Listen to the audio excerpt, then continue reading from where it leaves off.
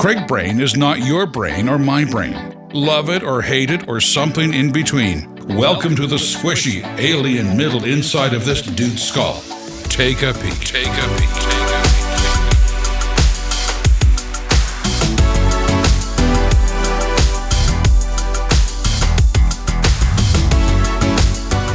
Hey, welcome to Craig Brain. It's Craig.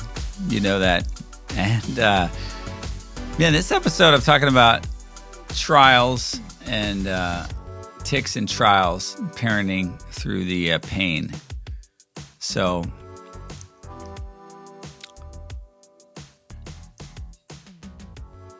in this section, as we talk about marriage and making it, there's another section called family, obviously. But when you're raising kids, anything going on there obviously is going to play a big part in affecting your marriage. And just things come up with your kids that force you to kind of stare at stuff that you maybe never looked at before. Other stuff that maybe triggers you differently than it triggers your spouse. And then other stuff where you're just sitting there with your spouse and you're like, what do we do here with this? Or, before you ask yourself those questions, sometimes you're just responding in a way where you're like, I don't know, just whatever. And then you look back and you're like, hey, we did that wrong, or we didn't know what we're doing. And then there's stuff that's like super awkward as parents, especially if you got family as well, that's like about your kids. So it's like we pretend a lot. Like, oh, yeah, we're all good. Like church, oh, yeah, welcome, brother. And like, we're good.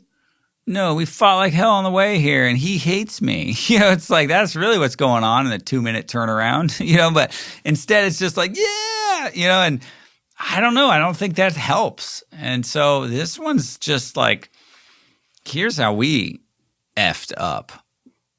Here's what we didn't know at however 20-something we are when we have kids. We don't know what we don't know.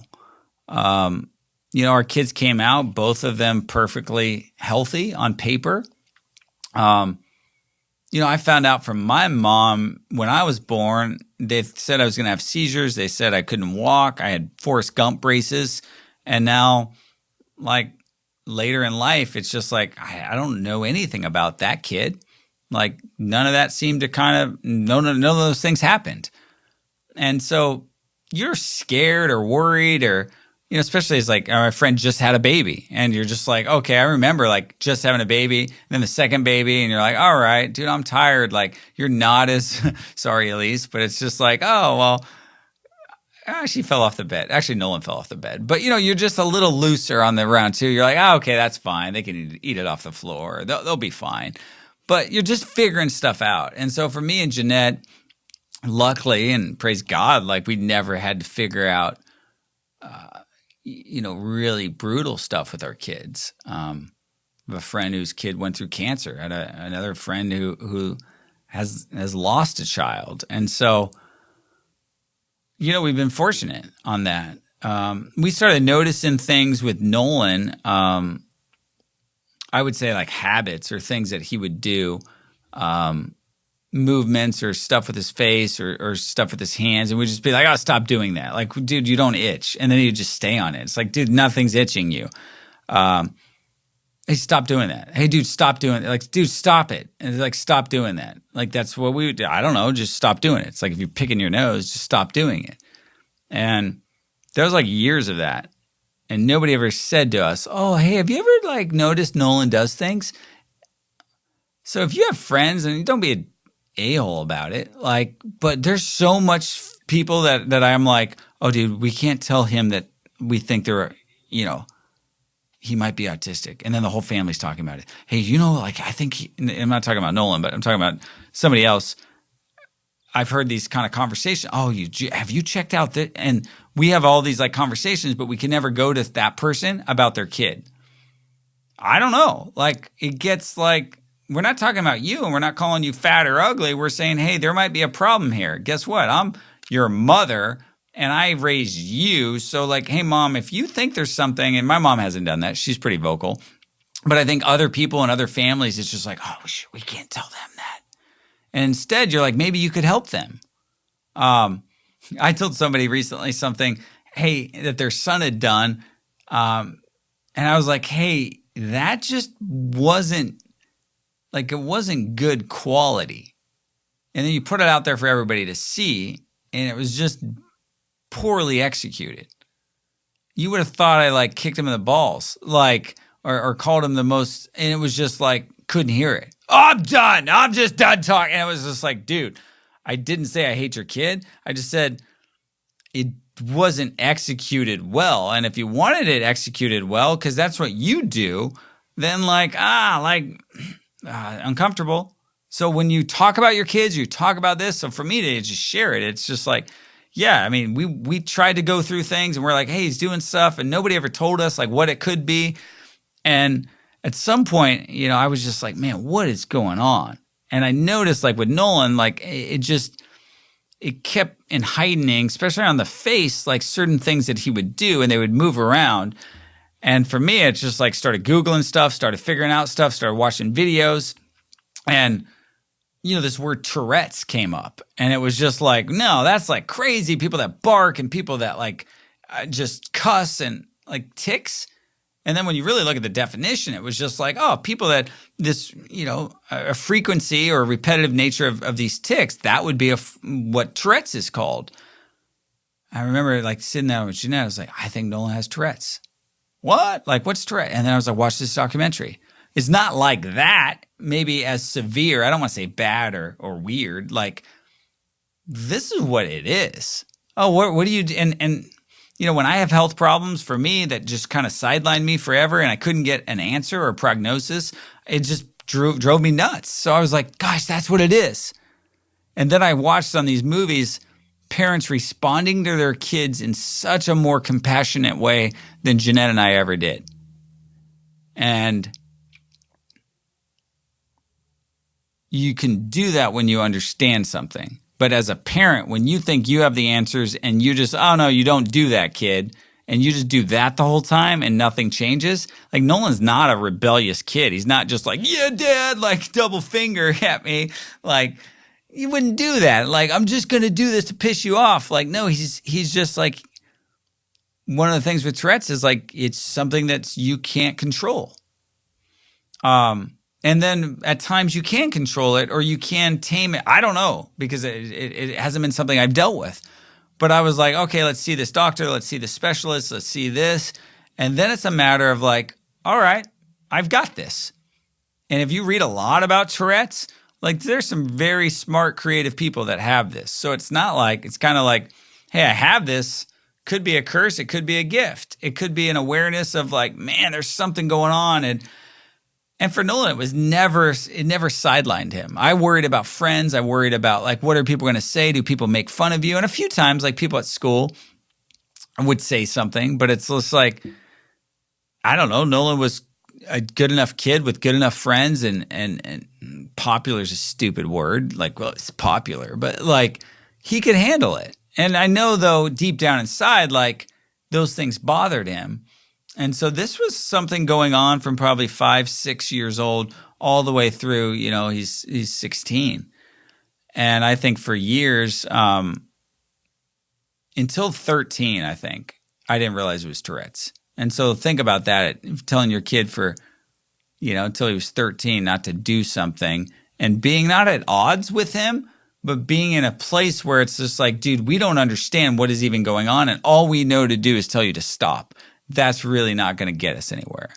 And then once he started realizing what it was as an actor, it's crazy. I've never seen Nolan act and Tourette's come out. Sometimes these things just disappear. But I've seen him in audition in between doing lines where there'll be things. I've seen him in between doing an interview, doing something. And so now you're like, okay, producer, he's not going to do it when he's acting. But if he does in the audition, you might not book him for a job. So it's like, gosh, how do you hide this? There's medicine. There's got a lot of side effects, some OCD. It could spark OCD. We have a friend, Jeff, lives up north that told me as a kid he had it, and he said drinking a Coke in the morning, something about the caffeine, that balanced him out in a way and took it away. But when he took medicine, the Tourette's went away and something else kind of went in. So I think everyone's different. Not a doctor, obviously, don't know what's going on. But we made the decision, Nolan did, hey, if I'm going to act and this is going to be something I got to deal with, a lot of kids grow out of it. I mean, this is something that happens. And they say, it diminishes, or you grow out of it, or it might stay with you the rest of your life. But hey, what would give you that? Like, how could you hide it? And one of the doctors recommend, hey, we could give you Botox, and not, a 13-year-old doesn't have wrinkles, but what Botox does is it shuts down the nerve that you don't. If you're doing a twitch like this with your eye, you're not going to shoot Botox in your eye. You're going to find out where that comes from, and a lot of them come from the neck, and so they shoot you with Botox, like a crap ton of it. And so then when you try and do it, it feels like I'm locked in cement, is how Nolan described it. And so I don't know how good of a feeling. I mean, it doesn't sound like a fun time or a good thing, but so then they move, and then you try and do it, and it moves around, and then pretty soon maybe they just pass for a season. And so every 3 to 6 months, he's recommended to go in. And I've been with Nolan at every Botox appointment he's ever had. Same doctor, we talk, and he knows all about Nolan. He made fun of his mullet last time when Nolan walked in. And, he's very compassionate and kind. I mean, this is what the guy does all day long. And, first day, it's just, jamming it in his neck. And, Nolan's crying. It gets 13. He's just like not used to it. Get a little dizzy or whatever. And then you walk away and you're like, cool, I'm fine. I got to just do this. And I had reached out to the Tourette's Association because I knew with any kind of disorder, any sort of thing like this, there would be an association or some, a nonprofit. Reached out to them. And at 13, it was just like, Nolan doesn't want to be the Tourette's kid. But I was like, hey, is there anything you guys are doing as an organization? Because how come when I go to your website or I Google this, the only person I hear about that has Tourette's is Tim Howard? And I'm sorry, soccer fans, but and Tim Howard, that's awesome. You're a United States goalkeeper. But soccer's not that popular here in the United States, compared to all these other sports.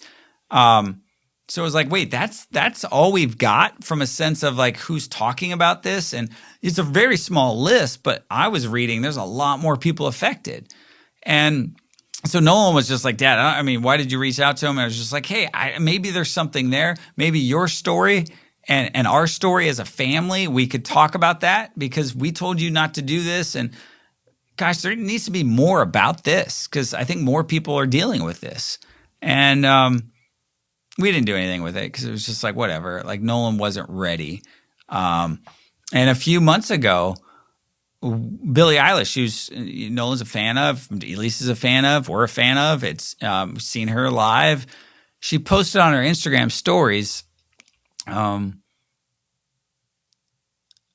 really casual, hey, you guys have been making some video collages of me doing all these funny face movements. I have Tourette's. It's not a big deal. I think your videos are funny. And, that's what I'm doing. So it was basically what I heard as a parent. I don't know Billie. I've watched a lot of interviews with her and I've seen her mom. So the dad in me was just hey guys, cool it. I've got this thing. I don't even understand all of it, but I do these things and I don't need you to zoom in and make video collages of this. And that was it. Next thing you know, BuzzFeed, Billie Eilish has Tourette's, this and that. She sits down with Ellen. Ellen talked to her about it. And I had said to Nolan, because he's got a friend that knows her, and I was just like, dude, it would be so awesome, just you and Billie talking about Tourette's. She's 17, you're 16, and just what it's like, and even the families. And that's where my mind goes to the story. Nolan's like, Dad, it's not a video, it's a song, and so that producer that I told you about that has Tourette's. The reason why we know that is because we spent 5 days in Redding, California in April of 2019 working on a song called 12 in the Neck. And Nolan wrote it with the help of David, Aaron, Kristen, and Jeff.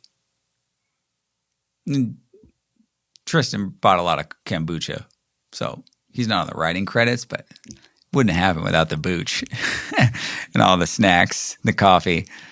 And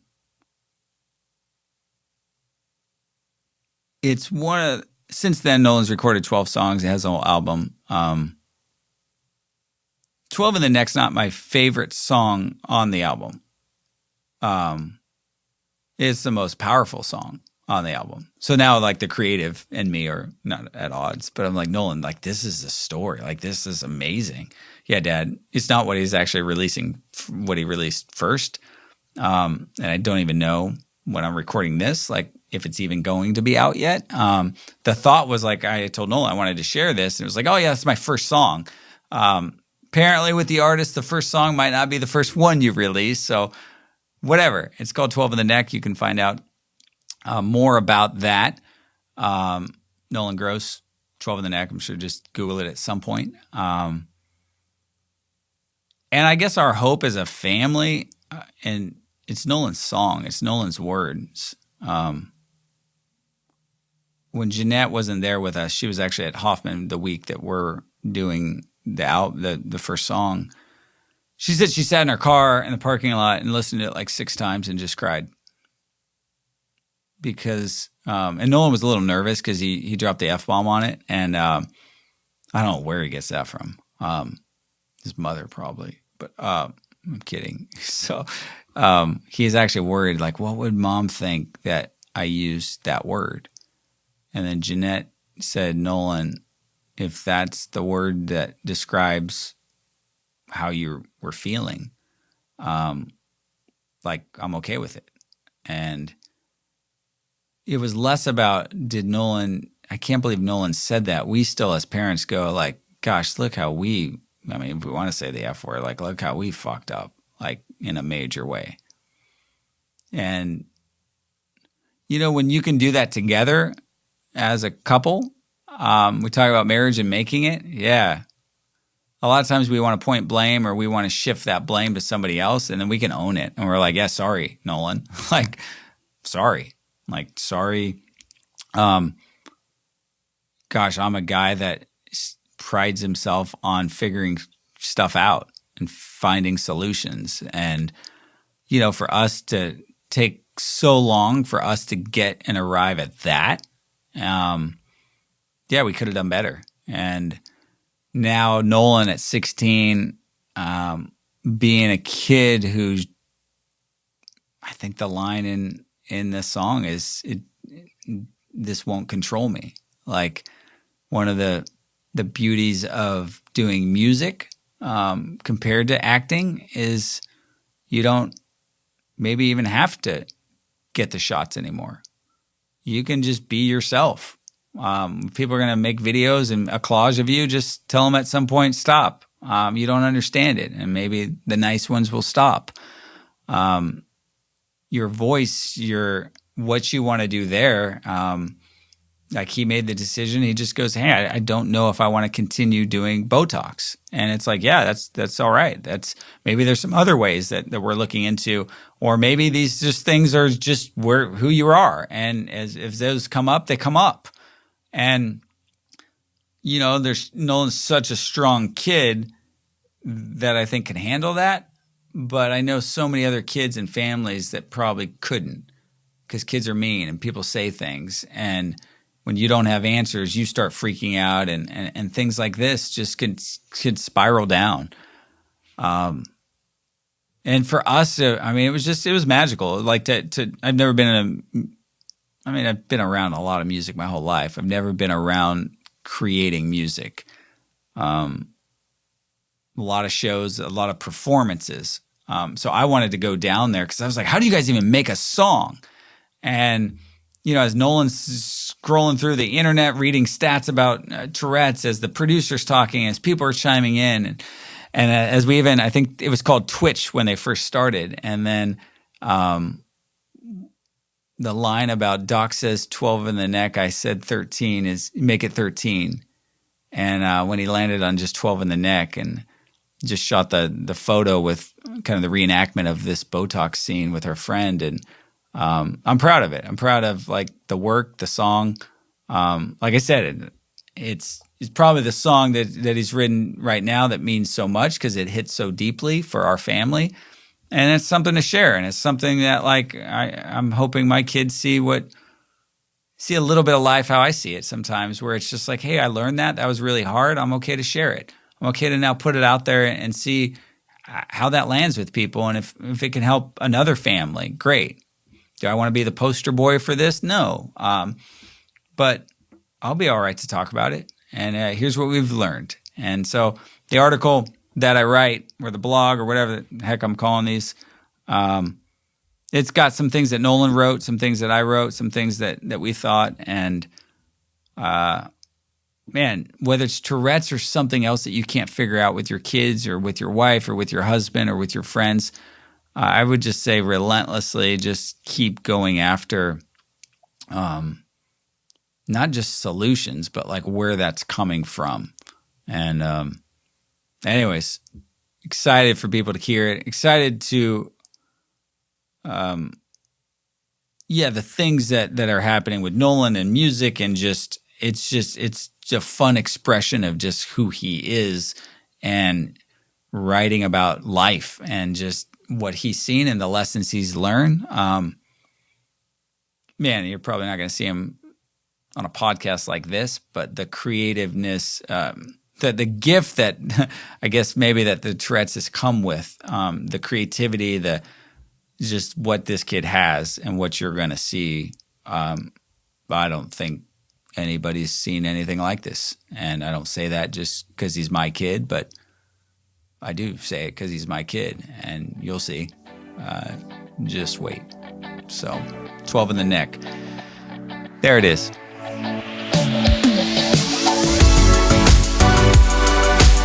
Thanks for thinking through Craig Brain.